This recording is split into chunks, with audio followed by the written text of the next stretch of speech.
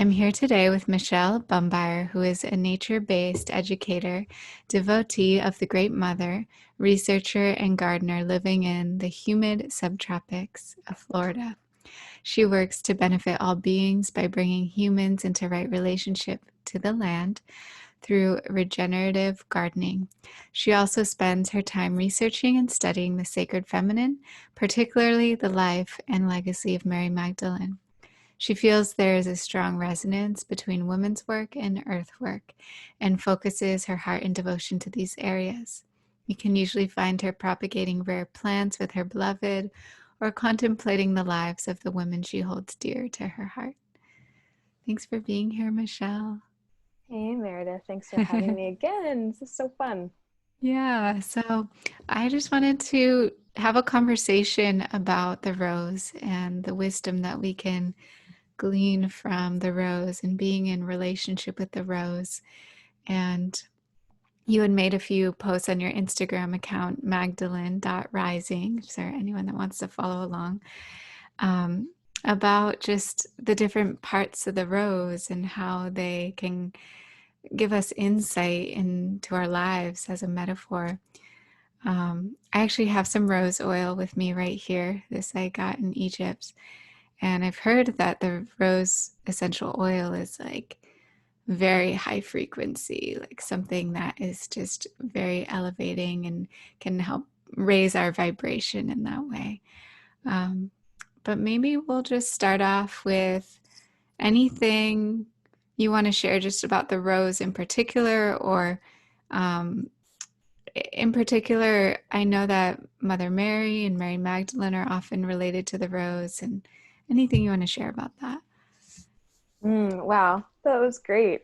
Um, I could definitely resonate with the rose essential oil being a really high frequency. Every time I've worked with any kind of rose oil, it kind of just elevates my mood, elevates my mental state, and I think that's a really great place to start because they say that the essential oil is like the spirit of the plant. And so working with rose oil is a really great way to invite that plant ally into your life, but it also takes an immense amount of plant material to get just a very small amount of essential oil. So I always like to advocate for working with actual roses or live plants when we have access to, just because of um, the growth and the potential scarcity that we might be facing with these plant allies that so many people are wanting access to now.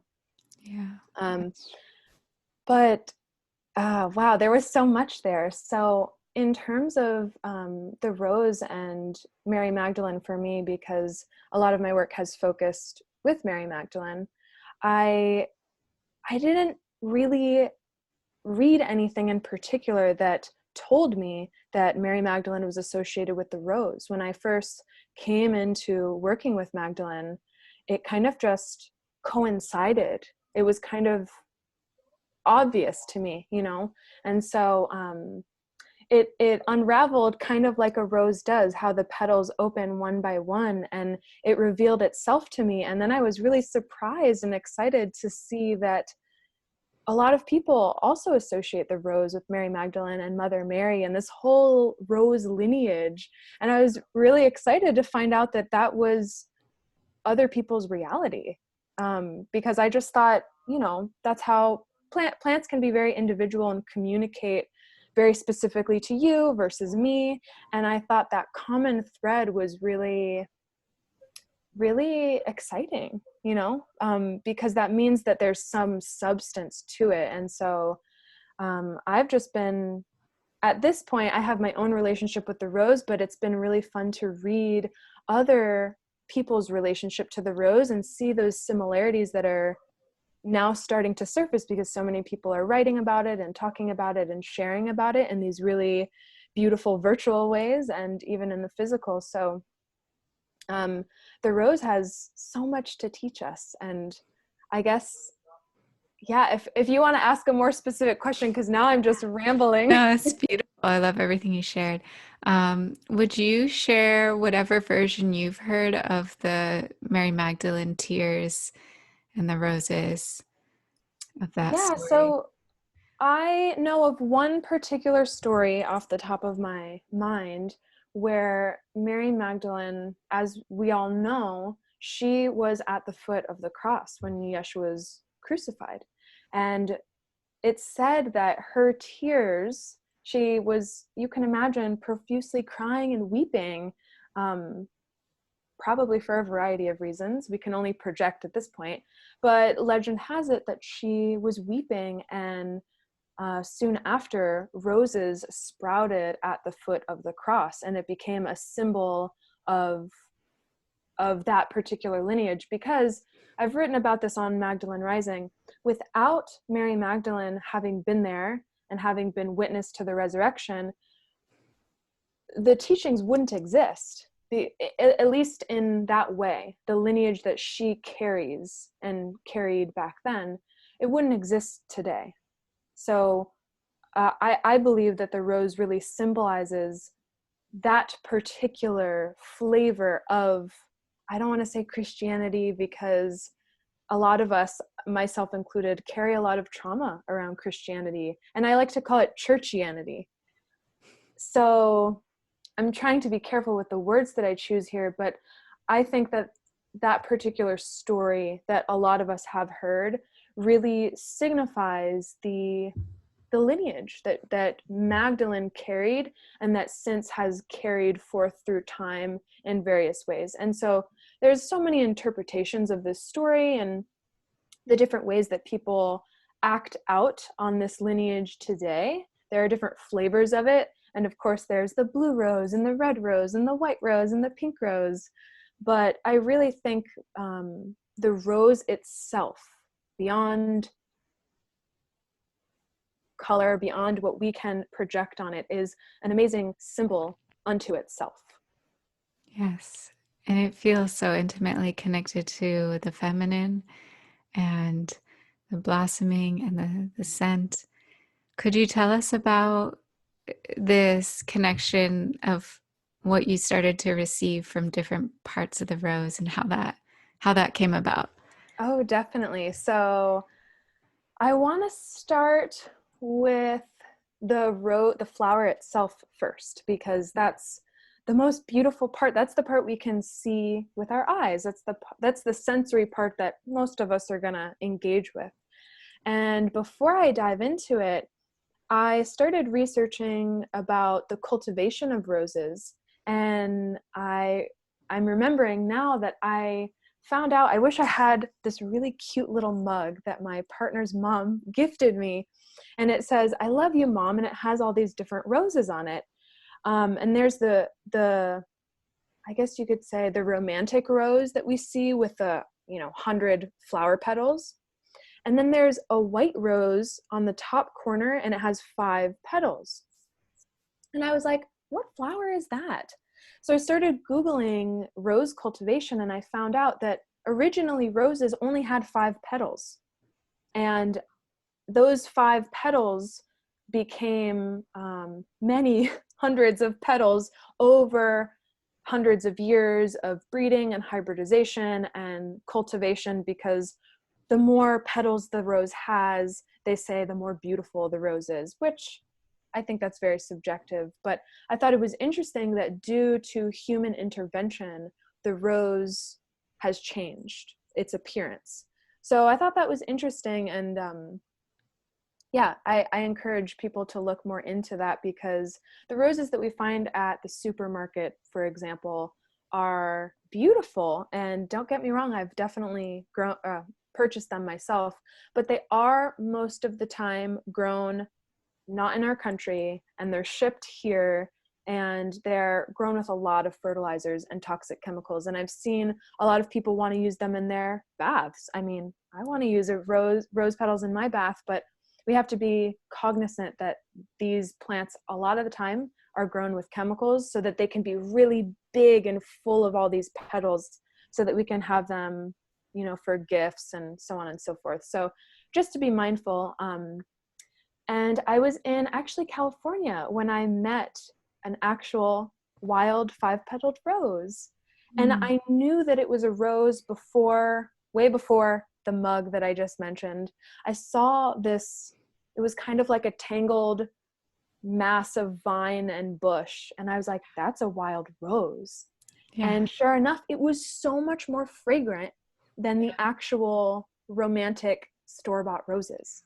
And I was just blown away at the beauty. I was like, okay, this is really interesting. So yeah, It that's, is interesting how they're so much more just like organic, and their vines are twisting, and it's not like that straight stalk that you see in the store. And yeah, the thorns of all different sizes, and then often, yeah, the petals, like there's a softness to it that is just like, yeah, it's so yeah. delicate too. It's like the petals can just like fall right off. Yeah, you give me goosebumps when you mention that because I was brought back to this experience that I had when I was down in Peru last year. My partner and I were staying at a friend's center, and we really wanted to just work in the gardens, and there was a whole front section that had just kind of been forgotten, and it was unruly, and there was like a potato field and a cornfield, and there was this beautiful aisle that went down the center. And I'm a really visionary person, so I could just see that aisle. And I noticed there was a kind of like a trellis going over the aisleway, and I was like, what is that really big vine? And I kid you not, Meredith, it was the size of my waist. It was a huge, the base of this vine was huge. And I was like, what is this? So I asked my teacher, I was like, what is this? And he goes, that's a rose. It was an 80-year-old rose. Oh my God. And the history of this particular hacienda, that's now being converted into more of a healing center because there's a lot of trauma with haciendas. Just what that rose probably has seen in its 80 years, you know, at this front of this really intense hacienda, I was just blown away. So to receive that medicine of the trunk itself, and to see what a rose is capable beyond cultivation, to see how massive these beings can get, I was just floored. And then in Peru, and Peru grows a lot of flowers for cultivation, and whoa, the roses that I was finding was just, I had never seen roses like that before. I was so used to seeing roses from the store. So I was really turned on to the flowers just this past year, and it physically turned on, like being with them in the present. And so the rose itself symbolized for me the blossoming of our passion, of our greatest desires. Like, what is, I imagine like this big rose coming out of our hearts, and it opens to the sun, right? Flowers follow the sun. And so I imagine like when a rose is blossoming, it can symbolize, what are we opening up to? What are we allowing to be seen?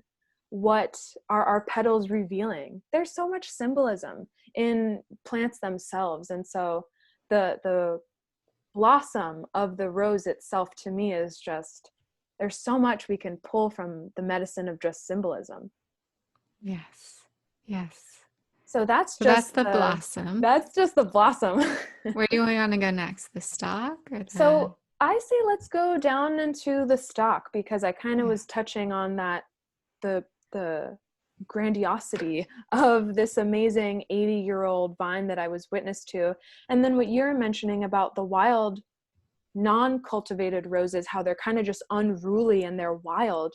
And I guess we just have to look at a particular rose, the stalk, whatever way that it's choosing to express itself. A stalk is essentially the support system, like how something stands upright. It's kind of like our spine or the trunk of an oak tree. What is supporting us? And so I started to dive deeper into the symbolism of the stem being our support. So where do I feel supported in my life? Do my friends support me, my family, my lifestyle choices, my practices, my business, so on and so forth? You know, where am I feeling supported in my life?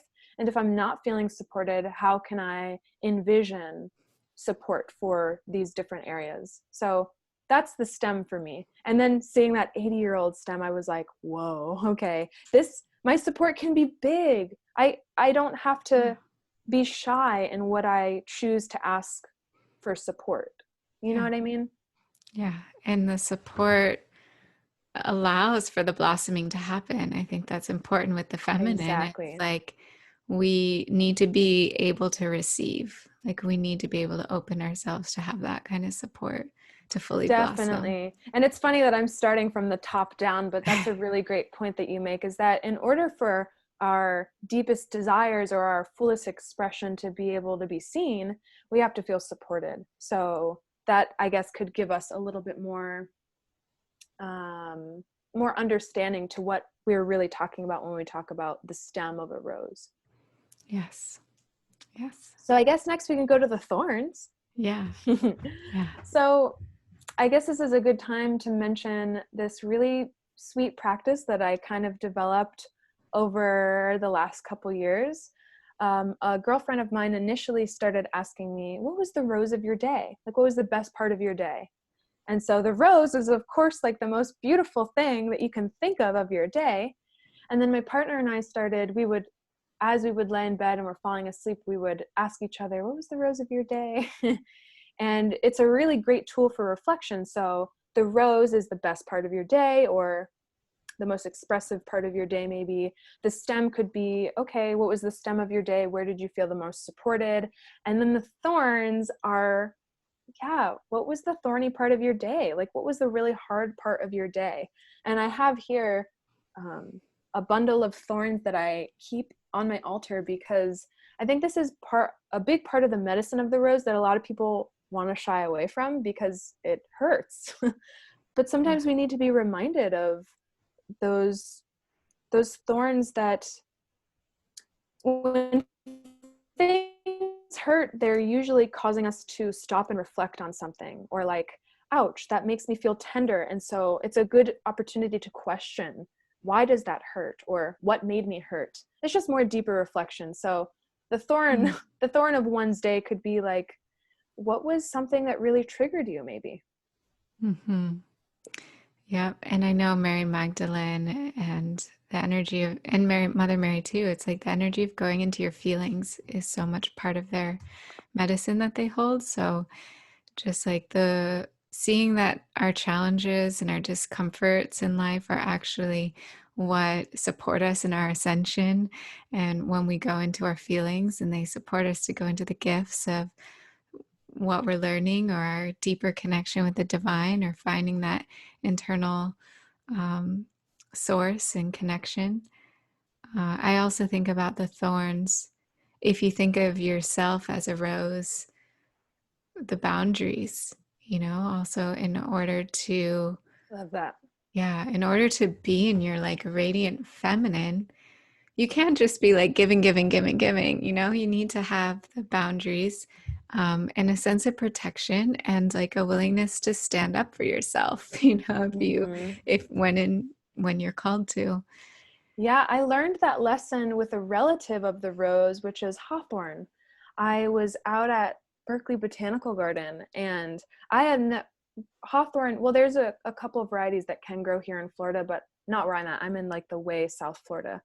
Um, but hawthorn is an amazing heart medicine, just like the rose, and they're related. And my partner and I walked into this area of the botanical garden where this huge hawthorn tree was. And we both knew, without knowing the plant, that it was hawthorn. And the thorns on this hawthorn were like an inch and a half. And I felt the boundary because it was in full fruit.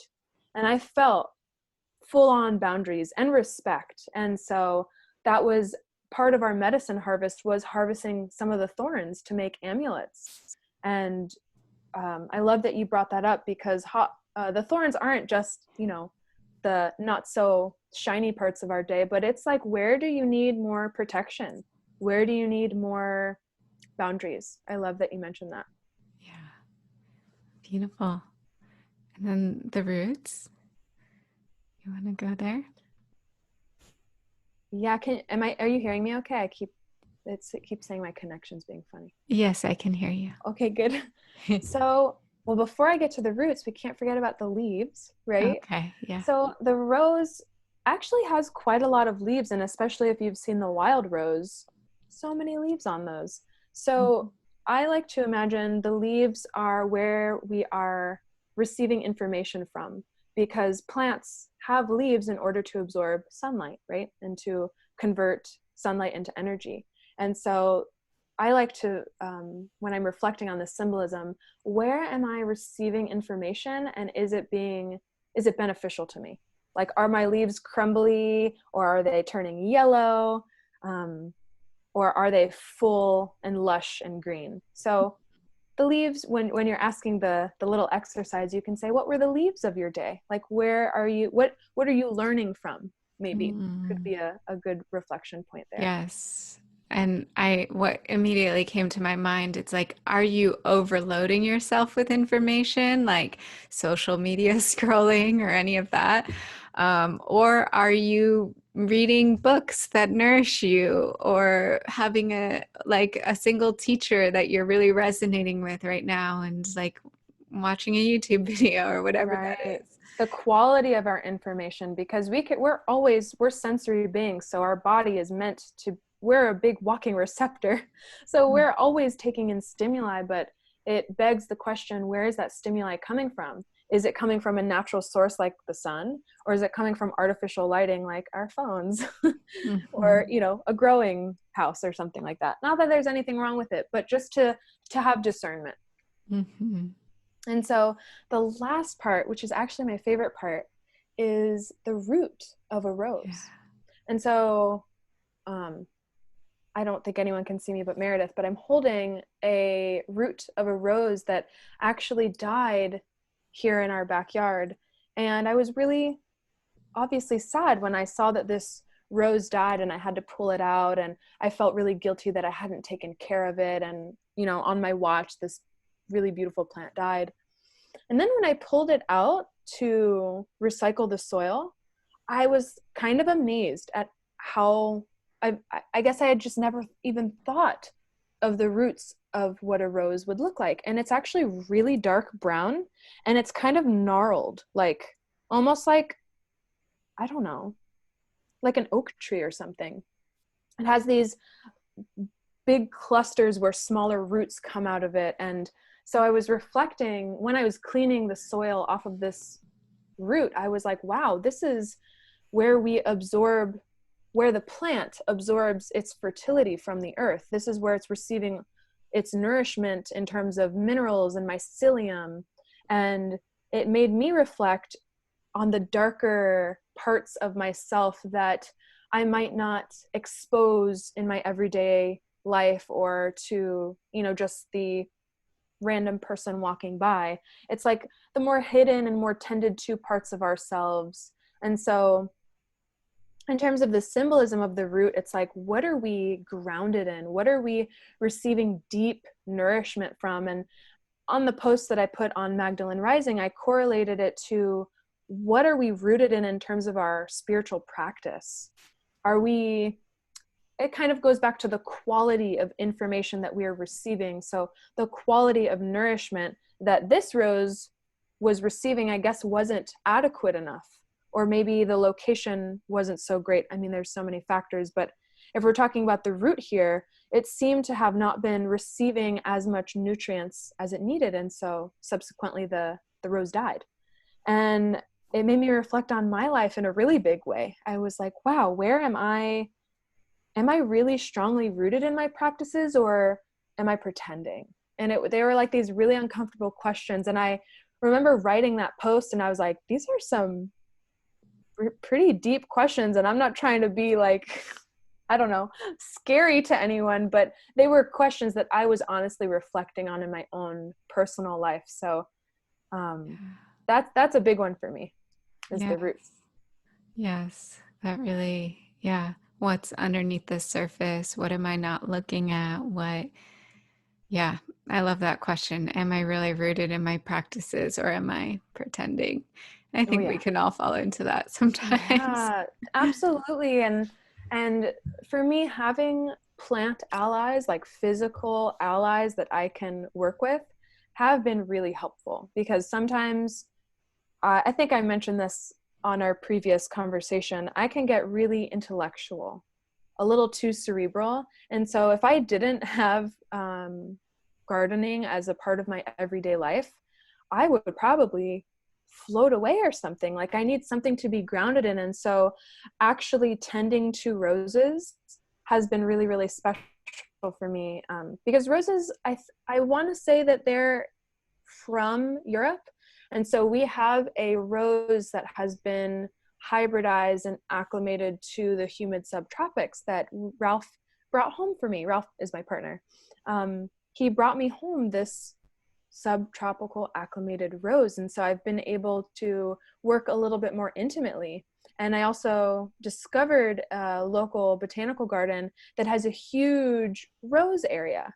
And so I'm able to now spend more time with roses in the physical to really witness the more nuanced growing habits that they have beyond just those obvious things that I mentioned, like what pollinators are attracted to the roses, and, you know, do they like shade? Do they like sun? Do they like a ton of water? All the, you know, the more habitat growing questions. But those lead me personally into deeper symbolism, and they provoke more questions out of me, because I really think as humans, we create stories through symbols. Before we were ever even writing, we were drawing symbols. And so we speak through symbols. And I think we as humans have that creative capacity to be able to decipher what something means to me, as opposed to what it means to you or anybody else. So our creative capacity is really important to nourish right now. And so spending physical time with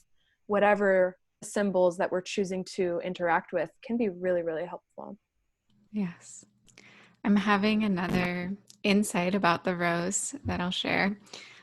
So the rose itself as a plant can die, which is what you experienced in your backyard, but also each individual flower can die while the plant itself is still alive. And it's like each rose blossom goes through a phase that I'm noticing is actually quite similar to what we go through as women,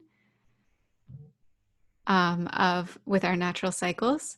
So there is the bud, which is kind of like the maiden, and the follicular phase of the menstrual cycle.